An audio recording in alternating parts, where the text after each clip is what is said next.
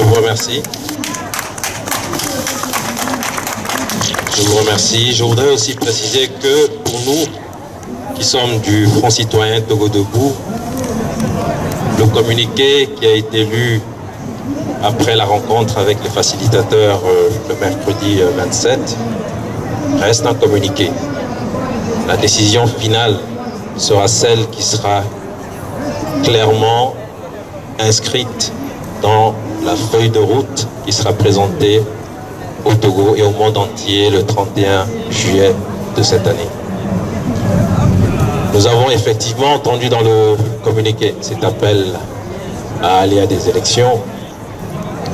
Je voudrais tout simplement rappeler qu'en 2015, la francophonie s'est faite humilier par le pouvoir togolais. Parce que la francophonie, l'Organisation internationale de la francophonie, l'OIF, par l'intermédiaire de son représentant spécial, a assisté totalement impuissante au vol qui s'est fait, qui s'est produit après les élections présidentielles. Donc c'était en 2015. Effectivement, le représentant spécial de cette grande organisation a assisté totalement impuissant à la falsification des bulletins de vote. Il était à des endroits où les urnes n'ont pas été ouvertes, les bulletins de vote n'ont pas été comptés, mais on avait quand même des PV qui étaient inscrits et qui donnaient des résultats. Et le jour de la proclamation des résultats, lorsqu'on lui a dit que le pouvoir s'apprêtait à proclamer les résultats, il a dit c'est impossible puisque nous n'avons pas fini le dépouillement. Malheureusement pour lui et malheureusement pour l'OIF, les résultats ont été proclamés et un vainqueur a été désigné. C'était en 2015. Je ne reviens pas sur les autres années, mais voilà ce qui s'est passé en 2015 et la francophonie s'est clairement cassé les dents, elle s'est faite humilier. Aujourd'hui, la CEDEAO a la possibilité de redorer son blason. En 2005, on a vu ce que la CEDEAO a fait. La CEDEAO porte une grande part de responsabilité dans les massacres qui ont suivi les élections présidentielles en 2005. Cette CEDEAO a une dette envers le peuple togolais. Et je me tourne vers chacun des chefs d'État, des 15 pays de la CEDEAO. Il y a une décision importante à prendre.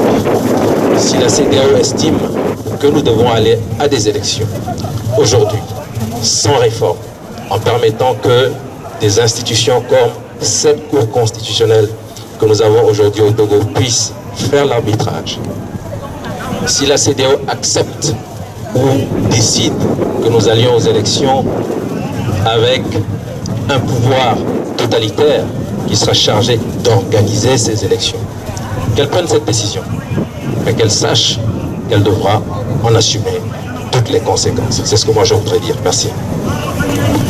Merci de cette précision. Mais pour en finir, ce que je voudrais dire, aucun peuple n'a été libéré par des facilitations ou par des organisations ou des institutions étrangères. C'est à nous, Togolais, d'aller arracher notre liberté. La CEDEAO nous a déjà donné un avant-goût de ceux qui sont capables de faire, c'est de nous imposer la dictature de Gnassingbé. Ils l'ont fait en 2005, ils l'ont fait en 2010, ils l'ont fait en 2015. Donc en 2020, je n'ai aucune confiance en une organisation qui pourra nous délivrer contre notre volonté. Donc par conséquent, chers compatriotes, soyez vigilants, c'est à vous d'aller arracher votre liberté. Et dès aujourd'hui, depuis ce communiqué, à nouveau, je pense que votre cœur doit battre, pas simplement de colère, mais doit battre de faïence, parce que c'est un défi qui vous a été lancé, à savoir si vous voulez votre liberté, vous avez qu'à venir l'arracher dans la rue. Donc par conséquent, il faut intensifier la mobilisation partout où vous êtes. Nous, la diaspora, j'appelle toute la diaspora de se mobiliser, non pas simplement physiquement, intellectuellement et financièrement, parce que l'heure qui vient pour les manifestations au pays, c'est une question de ressources. Ils auront besoin de ressources. Fini les commentaires de WhatsApp. Vous allez devoir mettre la main à la poche pour financer effectivement cette mobilisation. Si c'est ça la mission que vous êtes fixée, qui est de défier effectivement le pouvoir dans la rue, de défier la décision qui sera prise le 30 juillet par la CEDEAO. Il faut anticiper cette défiance. On ne va pas attendre une décision pour après essayer de réagir. Il faut défier cette décision dès maintenant. Je vous remercie.